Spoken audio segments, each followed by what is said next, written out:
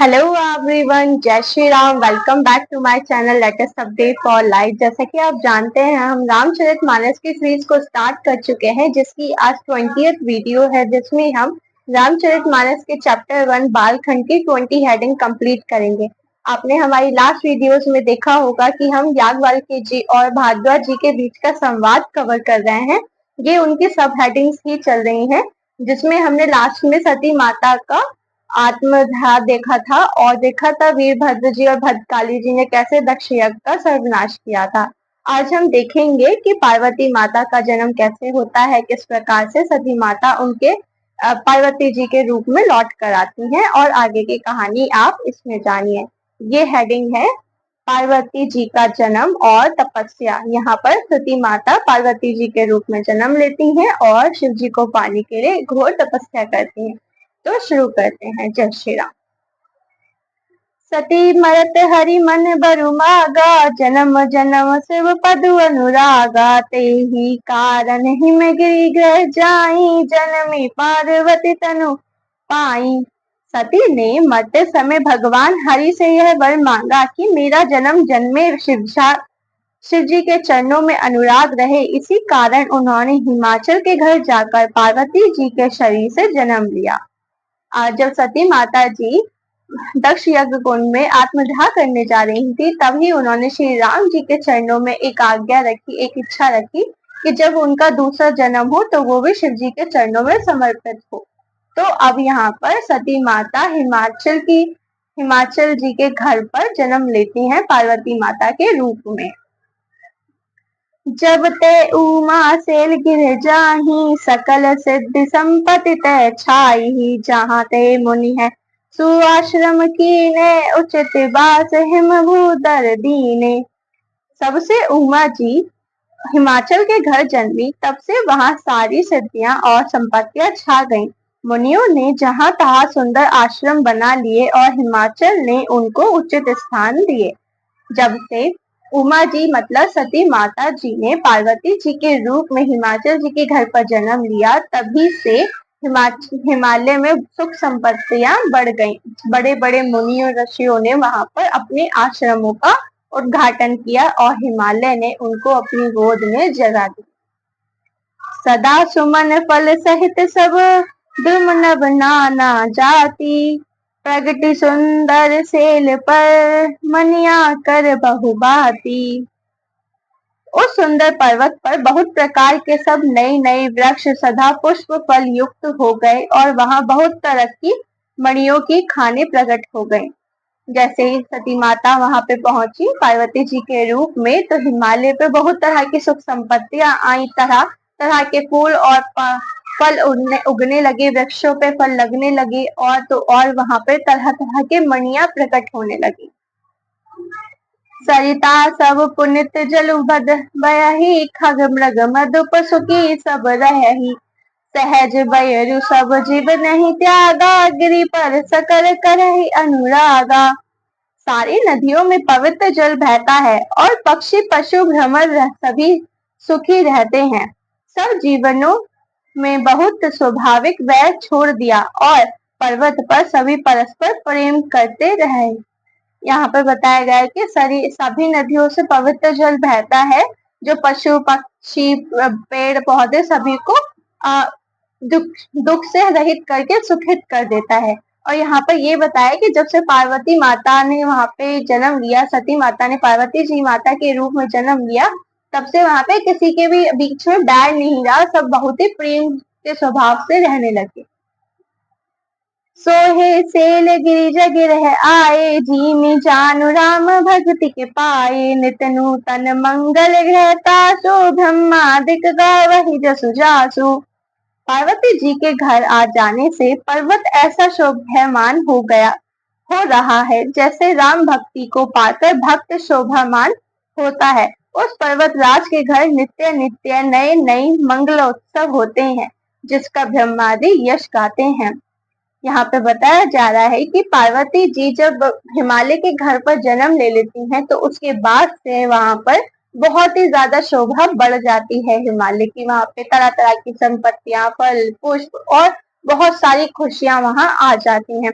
जिस प्रकार एक राम भक्ति का गुण फैलता है पूरे संसार में, उसी प्रकार से पार्वती माता जी का हिमालय पर होना सुशोभित हो रहा है। नारद समाचार सब पाहे, कौतक कहि गिर गेह से धाहे। सेल राज बड़ आदर कीना, पद पखारी बड़ आसन दीना। जब नारद जी ने यह सब समाचार सुने तो वह कौतुकी से हिमाचल के घर पधारे। पर्वतराज ने उनका बड़ा आदर किया और चरण धोकर उनको उत्तम आसन दिया। जब नारद जी को पता चला कि पार्वती माता जी के रूप में सती माता ने जन्म लिया हिमालय के घर, तो नारद जी वहां पर बहुत ही तेजी से पहुंचते हैं और जब वो वहां पहुंचते हैं तो हिमाचल जी उनका बहुत ही आदर सत्कार करते हैं और उन्हें प्रेम से आसन पर बिठाते हैं। नारी सहित मुनि पद सिरुनावा, चरण सलील सबु भवन सिंझावा। निज सौभाग्य बहुत गिरि बरना, सूता बोली मेली मुनि चरना। फिर अपनी स्त्री सहित मुनि के चरणों में सिर नवाया और उनके चरणों को सारे घर में छिड़काया। हिमाचल ने अपने सौभाग्य का बहुत बखान किया और पुत्री को बुलाकर मुनि के चरणों पर डाल दिया। यहाँ पर बताया जा रहा है कि जब आदर सहित आसन दिया जाता है नारद जी को, तो उन्हीं के साथ बहुत सारे ऋषि आते हैं, तो हिमालय उन्हें भी बहुत आदर सत्कार देते हैं, उनके चरण कमलों का स्नान करते हैं, मतलब पानी से उन्हें धुलते हैं और उनका जो पानी निकलता है उसको पूरे घर में छिड़कते हैं। और जब ये कार्य पूरा हो जाता है तो पार्वती माता के भी वहां पे चरण स्पर्श करवाते हैं सारे ऋषि मुनियों से।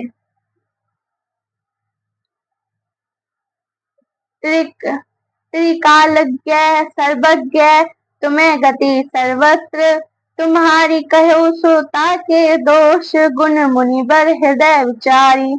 और कहा, हे मुनिवर, आप त्रिकालज्ञ और सर्वज्ञ हैं, आपकी सर्वत्र पहुंच है, अतः आप हृदय में विचार कर कन्या के दोष गुण कहिए। अब जब ऋषि के सामने पुत्री को रख दिया और उसके बाद उन्होंने कहा, हिमालय ने सारे नारद मुनीश्वरों से कि आप अब इस बच्ची का सारा पहले का जो भी पास्ट वगैरह होता है वो सब देखिए, उसके गुण दोष देखिए और मुझे बताइए कि वो कैसी है हमारे लिए। कह मुनि बेहसी गुण मृदुबानी, सुता तुम्हारी सकल गुण खानी। सुंदर सहज सुशील सयानी, नाम उमा अंबिका भवानी। नारद मुनि ने हंसकर रस से युक्त कोमल वाणी से कहा, तुम्हारी कन्या सब गुणों की खान है। यह स्वभाव से ही सुंदर, सुशील और समझदार है। उमा, अंबिका और भवानी इसके नाम है। यहाँ पर नारद जी से जब ये बात पूछी जाती है कि मेरी पुत्री के गुण और दोष बताए जाए, तो नारद जी हंसकर कहते हैं कि आपकी पुत्री गुणों की खान है, सुंदर और सुशील है स्वभाव से, और इसके नाम उमा, अंबिका और भवानी है। जो आप सभी जानते हैं पार्वती माता जी के नाम काली, अम्बा, दुर्गा सब उन्हीं के ही नाम है। सब लक्षण संपन्न कुमारी, होई संतत प्रिय है प्यारी। सदा अचल एहि कर अहिता, एहि तेज सुपैदहि पितु माता। कन्या सब सुलक्षणों से संपन्न है, यह अपने पति को सदा प्यारी होगी, इसका सुहाग सदा अचल रहेगा और इससे इसके माता पिता यश पावेंगे। अब नारद जी कह रहे हैं कि जो कन्या है, मतलब जो पार्वती माता है, वो सभी लक्षणों में सुलक्षण है, मतलब सभी गुण हैं उनके पास और वो उनके पति को बहुत ही प्रिय रहेंगी और अपने माता पिता के सुयश को बढ़ाएंगी वो। ऐसा नारद जी कहते हैं पार्वती जी के लिए। होई पूज्य सकल जग माही, एहि सेवत कछु दुर्लभ नाही। एहि कर नाम सुमिरि संसारा, तिरे चढ़हि पतिव्रत अच्छी धारा। यह सारी जगत में पूज्य होगी और इसकी सेवा करने से कुछ भी दुर्लभ ना होगा। संसार में स्त्रियां इसका नाम स्मरण करके पतिव्रत रूपी तलवार की धार पर चढ़ जाएंगी। यहाँ पर नारद जी बता रहे हैं कि पार्वती माता वो रूप बनेगी संसार के लिए जो सभी पत्नियों के लिए अपने पति का सुहाग बचाने के लिए एक तलवार है, कि अगर उनके पति के ऊपर कोई भी काल आएगा तो वो अपनी पार्वती माता का स्मरण करेंगे तो अपने पति का काल वो बचा सकती हैं। पार्वती माता में इतना सामर्थ्य होगा। और ये बताया जा रहा है कि इनकी पूज्यता हमेशा रहेगी संसार में और ये जगत में हमेशा पूज्यता रहेंगी। सेल सुलक्षण सुता तुम्हारी सुनहु जे अब अवगुण दुहाचारी अगुण अमान मातु पितुहीना उदासीन सब संसह छीना। हे पर्वतराज, तुम्हारी कन्या सुलक्षणी है।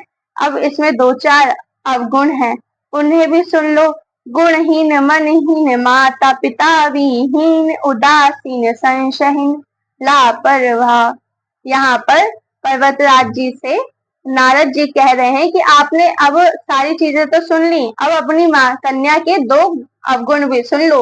अवगुण ये रहेंगे कि माता पिता के लिए लापरवाह रहेंगी। क्यों? क्योंकि वो उन्होंने जन्म ही इसलिए लिया है ताकि वो शिव जी को पा सके, तो वो घर संसार सब छोड़कर तपस्या करेंगी और अपने शिव जी को पाने के लिए हमेशा तत्पर तैयार रहेंगे और उन्हीं में लगी रहेंगी। तो इसी चीज को वहां पर ये दिखा रहे हैं कि माता पिता का त्याग करके लापरवाह हो जाएंगी और दूर चली जाएंगी। इसी चीज के लिए वो यहाँ पे ये शब्द यूज कर रहे हैं। जोगी जटिल आकामन नागन अमंगल भेष अस स्वामी एहि कह मिलहि परिहस्त अजस देख। योगी जटाधारी निष्काम हृदय नंगा और अमंगल वेश वाला ऐसा पति इसको मिलेगा। इसके हाथ में ऐसी ही रेखा पड़ी है। अब ऋषि कह रहे हैं, ये शिव जी की बात हो रही है कि योगी होगा, जटाधारी होगा, निष्कर्मा होगा, नंगा रहता होगा, भस्म की जो अग्नि होती है वो लगाता होगा, जो शव की भस्म होती है वो, ऐसा पति इसको मिलेगा, ऐसा इसकी रेखाओं में लिखा है। ये जो मुनीश्वर लोग होते हैं वो सब कह रहे हैं पर्वतराज जी से।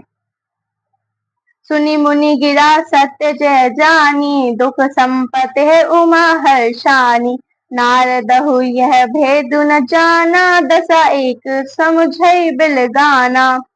नारद मुनि की वाणी सुनकर और उसके हृदय में सत्य जानकर पति पत्नी हिमवान और मैना को दुख हुआ और पार्वती जी प्रसन्न हुई। नारद जी भी इस रहस्य को नहीं जाना, क्योंकि सबकी बाहरी दशा एक ही होने पर भी भीतरी समझ भिन्न भिन्न थी। अब यहाँ पर नारद जी की बात सुनकर हिमालय जी और उनकी पत्नी मैना जी बहुत दुखी होती हैं कि उनकी बेटी तो राजकुमारी है, उनको ऐसा पति क्यों मिलेगा जो योगी होगा, उसे तो राजकुमार ही पति मिलना चाहिए। पर ये बात सुनकर सभी तो दुखी हो रहे होते हैं, पर मन ही मन पार्वती माता जी छोटी सी बहुत खुश हो रही होती हैं। पर ये कोई समझ नहीं पाता है, क्योंकि सब बाहरी कुछ और दिख रहे होते हैं और अंदर से कुछ और होते हैं उस समय पर। सकल सखी गिरिजा गिरी मैना पुलक सरिद भरे जल नैना होई नम्र देव ऋषि भाषा उमा से वचनु हृदय धरि राखा। सारी सखियां पार्वती पर्वतराज हिमवान और मैना सभी को शरीर पुलकित थे और सभी के नेत्रों में जल भराता। देव ऋषि के वचन असत्य नहीं हो सकते, यह विचार कर पार्वती ने उन वचनों को हृदय में धारण कर लिया। अब सारी सखियां पार्वती और पर्वतराज हिमवान और मैना सभी के शरीर पुलकित हो जाते हैं, पर सभी के आंखों में आंसू आ जाते हैं ये सारी बातें सुनकर। पर कोई भी ये सत्य नहीं जान पाता है कि किस चीज के बारे में बात हो रही है, क्या इसके पीछे की कथा है। उपजे हूँ शिव पद कमल स्नेहु मिलन कठिन मन भा संदेहु जानिकु अवसर प्रति दुराई सगी उछंग बैठी पुनि जाई। उन्हें शिव जी के चरण कमलों में स्नेह उत्पन्न हो आया, परंतु मन में यह संदेह हुआ कि उनका मिलना कठिन है। अवसर ठीक न जानकर उमा ने अपने प्रेम को छिपा लिया और फिर वह सखी की गोद में जाकर बैठ गई। अब पार्वती माता बड़ी हो गई हैं और उनके मन में श्री शिव जी के लिए प्रेम आ चुका है, परंतु उन्होंने ये सोचा है कि शिव जी को पाना बहुत कठिन है, उन्हें पाना उनके बस की बात नहीं, ये सोच के उन्होंने ये बात किसी को नहीं की और अपने ही मन में रखी और उसके बाद वो अपनी सखियों के साथ खेलने लग गई हैं। झूठी न होई देव ऋषि बानी, सोचहि दंपति सखी सयानी, उर धीर धरी कही गिरि राऊ, कहु नाथ का करहि उपाऊ।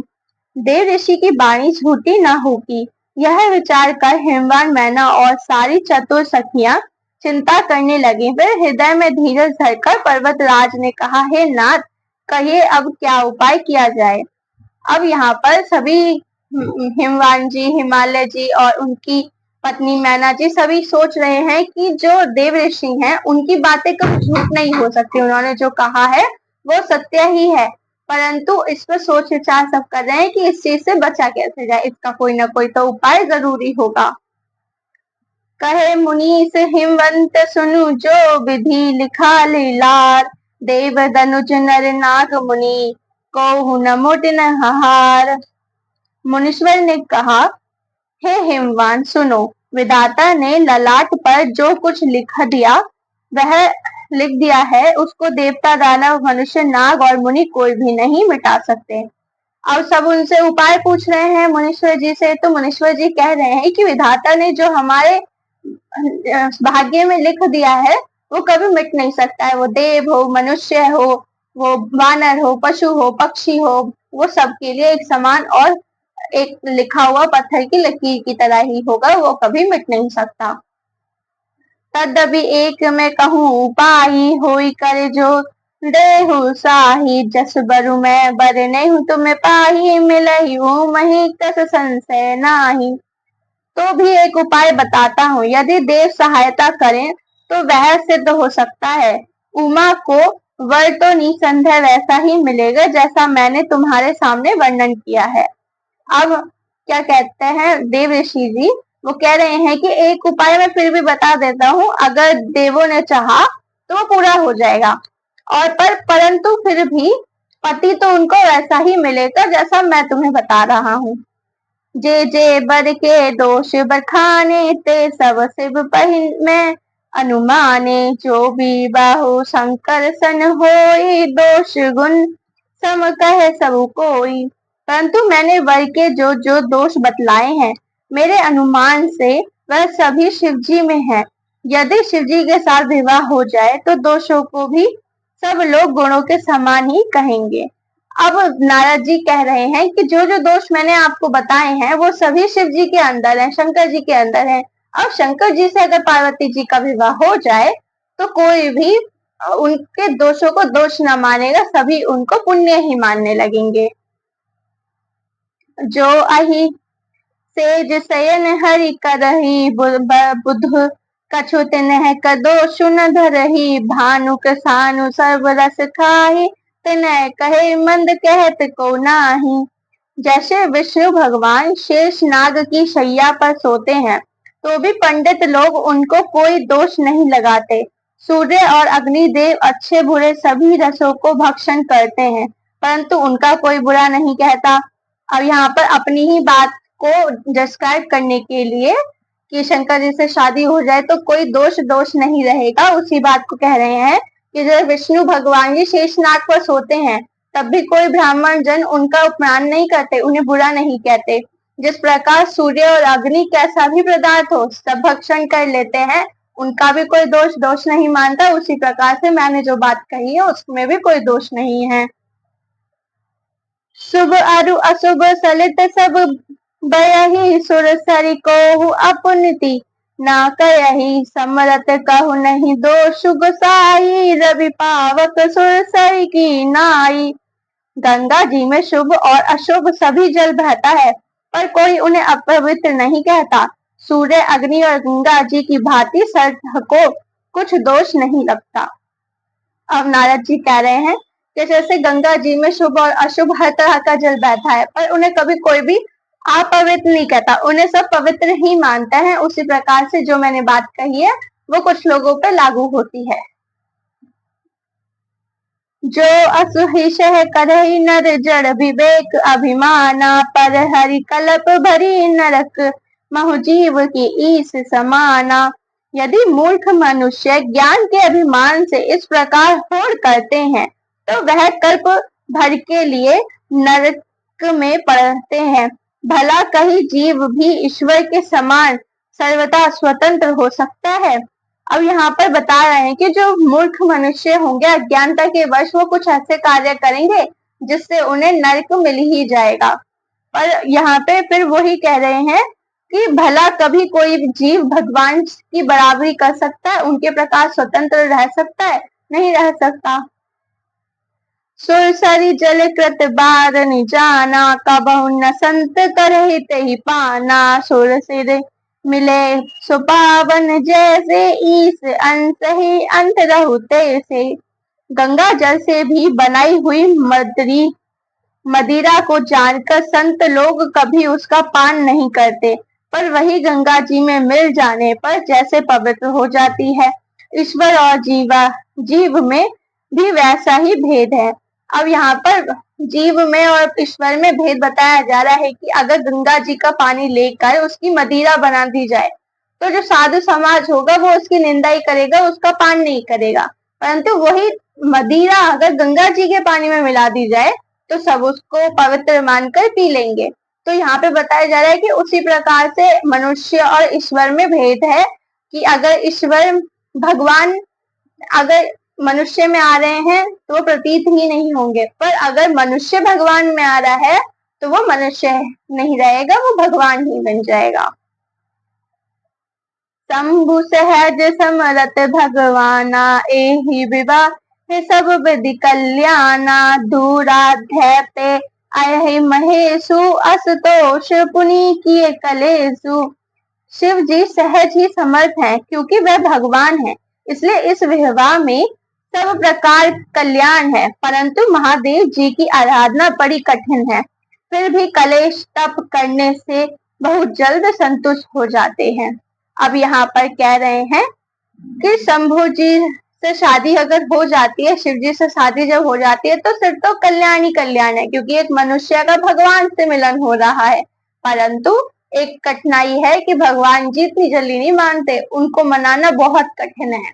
परंतु अगर कोशिश की जाए तो वो मान भी जाते हैं। ये चीज नारद जी कह रहे हैं हिमवान जी और नैना जी से।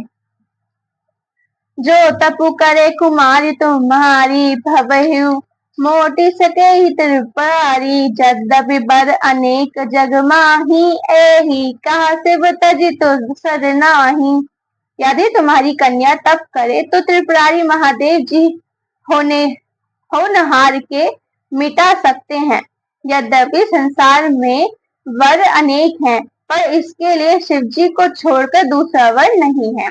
अब यहाँ पर कहा जा रहा है कि तुम्हारी कन्या की राशि में जो दोष हैं वो सब मिट सकते हैं अगर तुम अपना मतलब तुम्हारी पुत्री का विवाह शिव जी से हो जाता है तो। और ये भी बताया जा रहा है कि संसार में बहुत वर होंगे तुम्हारी पुत्री के लिए, पर सुयोग्य वर तो शिव जी ही हैं, उनके अलावा कोई भी सुयोग्य नहीं है। बरदायक प्रंतारित भंजन, कृपा सिंधु सेवक मन रंजन। इच्छित फल बिनु शिव आवरादे, अयहि न कोटि जोग तप साधे। शिव जी वर देने वाले, शरणागत को दुख का नाश करने वाले, कृपा के समुद्र और सेवा के मन को प्रसन्न करने वाले। शिव जी की आराधना किए बिना करोड़ों योग और जप करने पर भी वंचित फल नहीं मिलता। और यहाँ पे कह रहे हैं कि आप किसी और देवता की करोड़ों 200 साल वगैरह भी मतलब कर लो तपस्या, तब भी आपको इतना वंचित मतलब अपने मन का मनवांछित फल नहीं मिल सकता जो थोड़े ही समय के लिए अगर आप शिव जी की तपस्या कर लो या उनकी आराधना कर लो तो उनसे मिल जाएगा। अस कही नारद सुमिर हिरि गिरिजा, दीन ही आशीष हो यह कल्याणा। अब संशय तजु गिरीश है। ऐसा कहकर भगवान का स्मरण करके नारद जी ने पार्वती को आशीर्वाद दिया।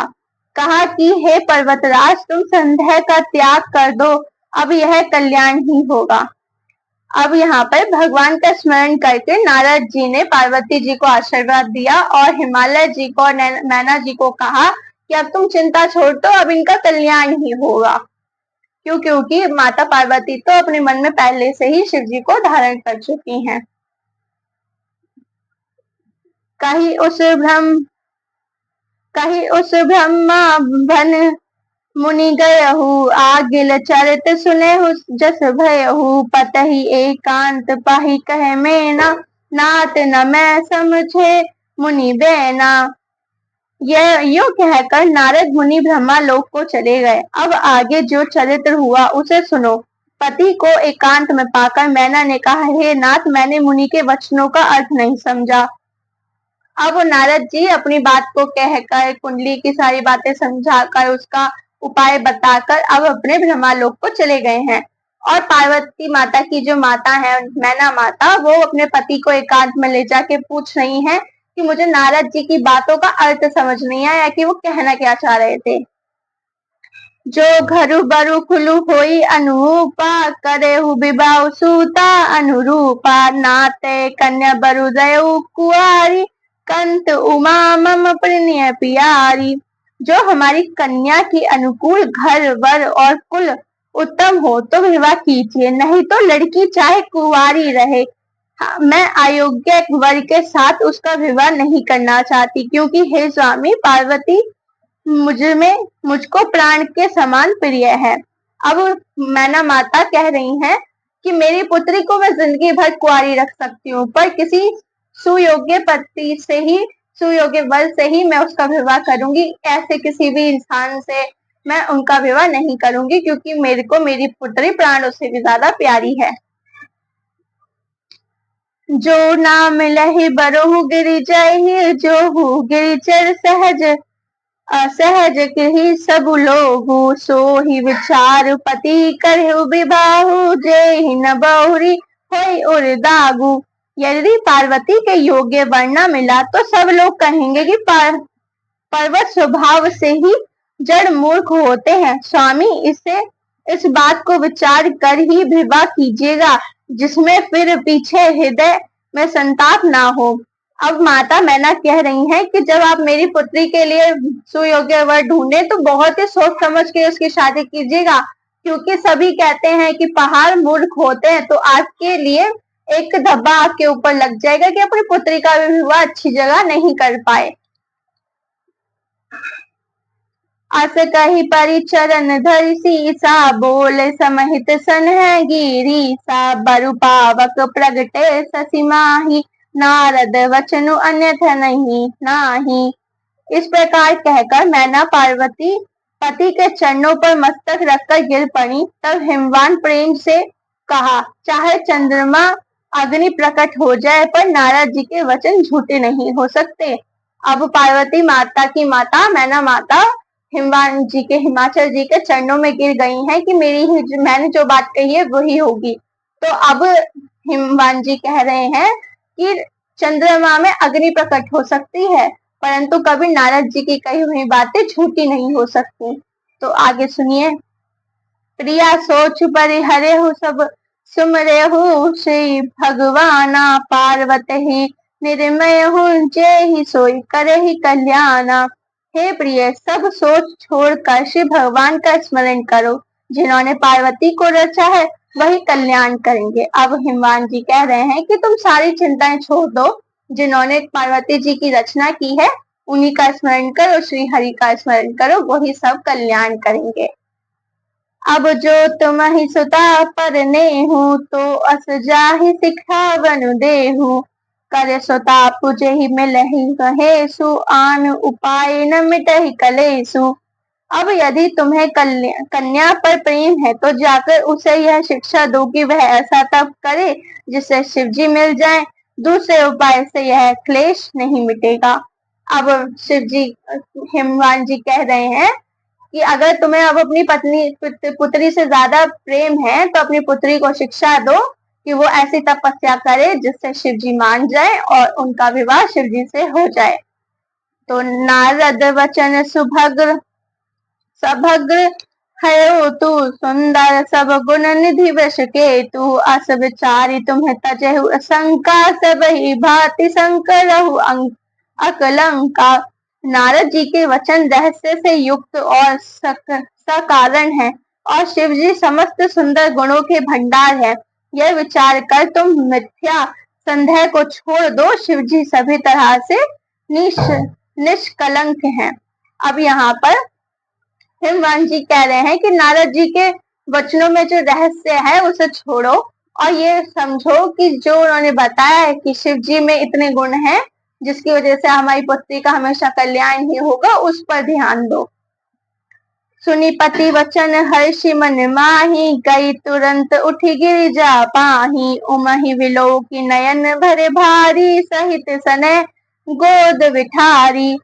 पति के वचन सुन मन में प्रसन्न होकर मैना उठकर तुरंत पार्वती जी के पास गई। पार्वती जी को देखकर उनकी आंखों में आंसू भर आए, उसे स्नेह के साथ गोद में बैठा लिया।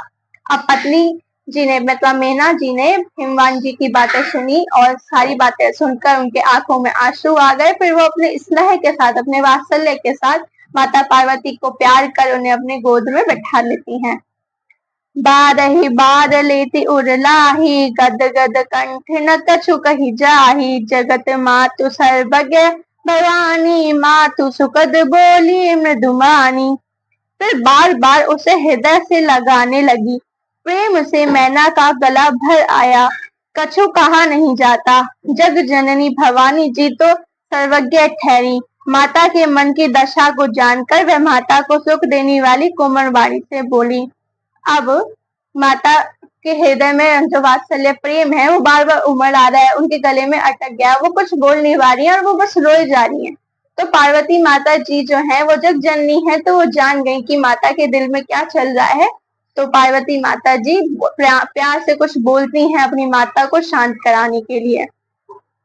सुने ही माँ तुम्हें दिख अस सपना सुन बहुते ही सुंदर गौर सुबी प्रवर अस उपदेश मोही। माँ सुन, मैं तुझे सुनाती हूँ। मैंने ऐसा स्वप्न देखा है कि मुझे एक सुंदर गौर वर्ण वेश ब्राह्मण ने ऐसा उपदेश दिया है। अब माता पार्वती कह रही हैं अपनी माता से कि माता सुनो, मैंने एक सपना देखा है, जो आप सुनोगे तो आप बहुत खुश होगी। मेरे को एक गौर वर्ण सुंदर से ब्राह्मण ने एक बहुत ही श्रेष्ठ बात कही है। करहि जाई तपु शैल कुमारी नारद कहा सो सत्य विचारी। मातु पिता ही पुनि यह मत बावा तपु सुख प्रद दुख दोष न सावा। हे पार्वती, नारद जी ने जो कहा उसे सत्य समझकर तू जाकर तप कर, फिर यह बात तेरे माता पिता को भी अच्छी लगेगी। तब सुख देने वाला और दुख दोष का नाश करने वाला है। और स्वप्न में किस ब्राह्मण जी ने क्या कहा है पार्वती जी से कि हे पार्वती, तो अपने माता पिता की, नारद जी की बात सुनकर तप कर जा और शिव जी का तप कर, ताकि वो तुम्हें दर्शन दे और तुमसे शादी कर ले। तप बल रचहि प्रपंच विदाता तप लव विष्णु सकल जगत्राता। तप बल शंभु करहि संघारा तप बल शेष उदरहि धारा। तप के बल से ही ब्रह्मा संसार को रचते हैं और तप के बल से ही विष्णु सारे जगत का पालन करते हैं। तप के बल से ही शंभु रुद्र रूप से जगत का संहार करते हैं और तप के बल से ही शेष जी पृथ्वी का भार धारण करते हैं। वो कह रहे हैं कि तप का इतना मूल्यवान होता है तप कि ब्रह्मा जी भी पूरी सृष्टि का रचना तप से कर पाते हैं, विष्णु जी पूरी सृष्टि की रक्षा तप से कर पाते हैं, शिव जी पूरी सृष्टि की रक्षा, पूरी सृष्टि का संहार तप से कर पाते हैं और शेषनाग जी पृथ्वी का भार तप से ही उठा पाते हैं। तो तप में बहुत शक्ति है। तप आधार सब सृष्टि भवानी करहि जाहि तप अस जिय जानी। सुनत वचन विसित महतारी सपन सुनहु गिरि हरिहंकारी। हे भवानी, सारी सृष्टि तप के ही आधार पर है, ऐसा जी में जानकर तू जाकर तप कर। यह बात सुनकर माता को बड़ा अचरज हुआ और उसने हिमवान को बुलाकर वह स्वप्न सुनाया। अब माता को सारा भवानी जी ने, पार्वती जी ने जब सारा संवाद बताया कि क्या ब्राह्मण ने कहा है, तो जो मैना माता है वो बहुत चकित हुई और उन्होंने हिमवान जी को बुलाया और उन्हें भी यह स्वप्न सुनाया। मातु पिता ही बहुविधि समुझाई, चली उमा तप हित हर्षाही, प्रिय परिवार पिता अरु माता, बहे विकल मुख आव न बाता। माता पिता को बहुत तरस है समझाकर बड़े हर्ष के साथ पार्वती जी तप करने के लिए चली। प्यारे कुटुंबी पिता और माता सब व्याकुल हो गए। किसी के मुंह से बात निकलती, किसी के मुंह से बात नहीं निकलती। अब यहाँ पर माता पिता को समझाकर उनकी सूझबूझ बात सुनकर अब माता पार्वती तप के लिए चलती हैं। सभी जो उनके कुटुंबी मतलब उनके साथ रहते हैं, उनके सखी जन हैं और उनके माता पिता बहुत व्याकुल हो जाते हैं और दुख में कुछ कह नहीं पाते हैं। वेद सिरा मुनि आई, तब सब ही कसम उठाई, पार्वती महिमा सुनत रहे सर्वबोध पाई। तब वेद शिरा मुनि ने आकर सबको समझाकर कहा, पत्नी पार्वती जी की महिमा सुनकर सबको समाधान हो गया है। अब पार्वती जी ने अपना स्वप्न सुनाया, वो चली गई तपस्या के लिए, तो सब अब सुखी हैं, मतलब सबको समाधान मिल गया है। जो उन लोग चिंतित थे कि माता पार्वती के शादी में तो दोष है, उनको कैसा फिर पति मिलेगा, उन सारी बातों का अब समाधान हो गया है, तो अब किसी को भी उस चीज की चिंता नहीं। वेद उर्धरि उमा प्राणपति चरना, जाई विपिन लगी तपु करना, अति सुकुमार न तनु तप जोगु, पति पद सुमिरे तजो सब भोगु। प्राणपति शिव जी के चरणों को हृदय में धारण कर पार्वती वन में जाकर तप करने लगी। पार्वती जी का अत्यंत सुकुमार शरीर तप के योग्य नहीं था, तो भी पति के चरणों का स्मरण करके उन्होंने सब भोगों का तज दिया। अब यहाँ पर पार्वती माता तपस्या कर रही हैं वन में, पर वो तो राजकुमारी के रूप में जन्म ली थी, तो उनका कोमल शरीर वन में रहने लायक नहीं था और उन्होंने फिर भी बहुत ही कठोर तप किया ताकि वो शिव जी को पा सके, और वो तप वो कर रही हैं। नित नव चरण उपज अनुरागा, बिसरि देह तप है मनु लागा, संबत सहस मूल फल खाए, सागु खाए सत वर्ष गवाए। स्वामी के चरणों में नित्य नया अनुराग उत्पन्न होने लगा और तप में ऐसा मन लगा कि शरीर की सारी सुध बिसर गई। 1000 वर्ष तक उन्होंने मूल और फल खाए, फिर 100 वर्ष साग खाकर बिताए। अब यहाँ पर बता रहे हैं कि स्वामी के चरणों की वंदना करते करते माता इतनी विलीन हो चुकी है उनके प्रेम में कि 1000 वर्ष तक तो सिर्फ मूल और फल खाकर ही वो तप कर रही हैं और दूसरे फिर 100 वर्ष तक उन्होंने सिर्फ साग खाकर ही बिता दिए हैं तप के कारण। कछु दिन भोजन बारी बतासा, की है कठिन कछु दिन उपवासा, बेल पाती मही पर ही सुखाई, 3 सहस्र संवत सोई खाई। कुछ दिन जल और वायु का भोजन किया और फिर कुछ दिन कठोर उपवास किए। जो बेलपत्र सूख कर पृथ्वी पर गिरते थे, 3000 वर्ष तक उन्हीं को खाया। अब माता पार्वती जी ने कुछ दिन जल का त्याग किया, कुछ दिन वायु का त्याग किया, कुछ दिन उपवास किया, फिर कुछ दिन जो सूखे बेलपत्र गिर जाते थे धरती पर उन्हीं को खाकर उन्होंने उपवास किया। पुनि परिहरि सुख नेहु, बरना ऊ महीना मुतप, तब भयउ अपर्णा, देखे उमय तब खीन शरीरा, ब्रह्म गिरी भय गगन गंभीरा। वह सूखे पर्ण पत्ते भी छोड़ दिए, तभी पार्वती का नाम अपर्ण हुआ। तब से उमा शरीर क्षीण देखकर आकाश से गंभीर ब्रह्मा वाणी हुई। अब माता के पार्वती जी ने पत्ते सूखे पत्ते भी खाने छोड़ दिए, तो उनका जो शरीर है वो बहुत क्षीण हो चुका, तो उन्हें देखकर ब्रह्मा जी की वाणी हुई है, मतलब ब्रह्मा जी ने ब्रह्मवाणी की है। भयहु मनोरथ सुफल, तब सुनु गिरी जा कुमारी, परिहर दू सही कलश सब, अब मिले त्रिपुरारी। हे पर्वतराज की कुमारी, सुन, तेरा मनोरथ सफल हुआ, तो सब सारे असल कलेशों का कठिन तप को त्याग दे, अब तुझे शिव जी मिलेंगे। अब जो ब्रह्मा जी हैं वो कह रहे हैं कि जो तुमने तप किया है उसका सफल होना बन चुका है, अब तुम्हें शिव जी मिल जाएंगे, अब ये तप का त्याग कर दो। ये ब्रह्मा जी पार्वती जी से कह रहे हैं। अस तप काहु न किन्हि भवानी, भय अनेक धीर मुनि ज्ञानी, अब और धरेहु ब्रह्म वर बाणी, सत्य सदा संतत सुचि जानी। हे भवानी, धीर मुनि और ज्ञानी बहुत हुए हैं, पर ऐसा कठोर तप किसी ने नहीं किया। अब तू श्रेष्ठ ब्रह्मा की वाणी को सदा सत्य और निरंतर पवित्र जानकर अपने हृदय में धारण कर ले। अब ब्रह्मा जी कह रहे हैं पार्वती जी से कि धुरी मुनि और ज्ञानी बहुत हुए, पर ऐसा कठोर तप किसी ने नहीं किया है। तो अब मेरी बातों को मानकर कि तुम्हें शिव जी मिल चुके हैं, अब मिल जाएंगे, जानकर ये तप छोड़ दो और मेरी बातों को हृदय में धारण कर लो। आवे पिता बुलावन, जब ही हट परिहरि घर जाए हूँ, तब ही मिले ही तुम्हें ही, जब सप्त ऋषि सा जाने तब प्रमामन बगीसा। जब तेरे पिता बुलाने को आवे तब हट छोड़कर घर चली जाना, और जब तुम्हें सप्त ऋषि मिले तब इस वाणी को ठीक समझ जाना।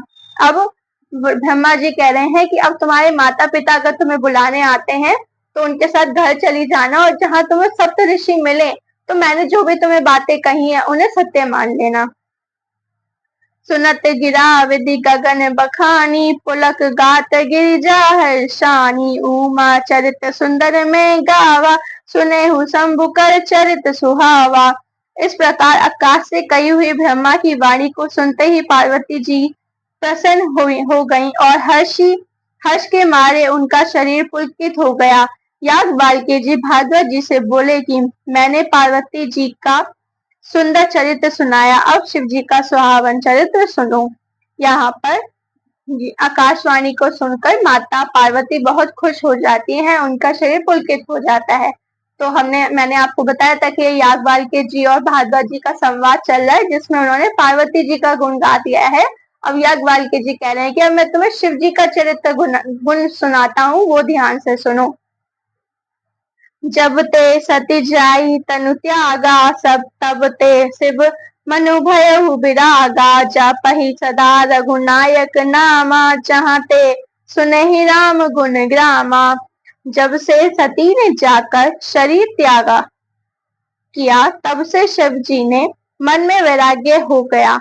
वह सदा श्री रघुनाथ जी का नाम जपने लगे और जहां तहां श्री रामचंद्र जी के गुणों की कथाएं सुनने लगे। अब जैसे कि सती माता जी ने अपना शरीर त्याग दिया था, तो उसके बाद से शिव जी अपने हृदय में श्री रघुनाथ जी को धारण कर वैराग्य धारण कर चुके थे और नित्य बट सिर्फ श्री राम जी का, श्री रघुनाथ जी का ही स्मरण करते रहते थे। दो चितानंद सुख धामा, शिव विगत मोहे मद का आमा। बिचरहि माही धरी हृदय हारी, सकल लोक अभिरामा। चितानंद सुख के धाम, मोह मद और काम से रहित शिव जी संपूर्ण लोकों को आनंद देने वाले भगवान श्री हरि श्री रामचंद्र जी को हृदय में धारण कर भगवान के ध्यान में मस्त हुए पृथ्वी पर विचरने लगे। अब जो चितानंद है, सुख के धाम है, मोह मद और काम से रहित शिव जी के संपूर्ण लोकों का आनंद देने वाले हैं, उन भगवान श्री हरि का स्मरण कर वो शिव जी धरती पर विहार रहे हैं, विचार रहे हैं, उनके नाम का, उनके यश का गान कर रहे हैं। कतहु मुनि उपदेश ही ज्ञाना, कतहु राम गुण करही बखाना। यद्यपि अखाम तद्यपि भगवाना, भगत विरह दुख दुखित सुजाना। वह भाई मुनियों को ज्ञान का उपदेश करते, कहीं श्री रामचंद्र जी के गुणों का वर्णन करते थे। यद्यपि सुजान शिव जी निष्काम है, तो वह भगवान अपने भक्त सती के वियोग के दुख से दुखी हैं। अब यहाँ पर मुनियों का ज्ञान उपदेश करते हैं और श्री रामचंद्र जी का गुणों का वर्णन करते हैं, तो तभी वो बता रही हैं कि शिव जी गुणों की खान है, भगवान है, फिर भी पत्नी के वियोग में वो पृथ्वी पर नित्य नित्य घूम रहे हैं, विचार कर रहे हैं। एहि विधि गयउ कालु बहु भीति, नित ने होई राम पद प्रीति।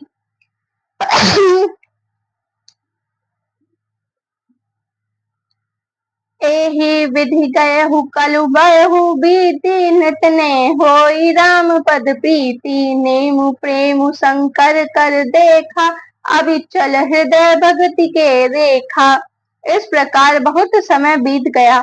श्री रामचंद्र जी के चरणों में नित नई प्रीति हो रही। शिव जी के कठोर नियम, अनन्य प्रेम और उनके हृदय में भक्ति की अटल टेक को जब श्री रामचंद्र जी ने देखा, अब उनके मन में, शिव जी के मन में श्री रामचंद्र जी के लिए अनन्य प्रेम है, असीम भक्ति है और वो इतना कठिन तप करते हैं कि सिर्फ श्री रामचंद्र जी के बारे में ही सोच रहे हैं।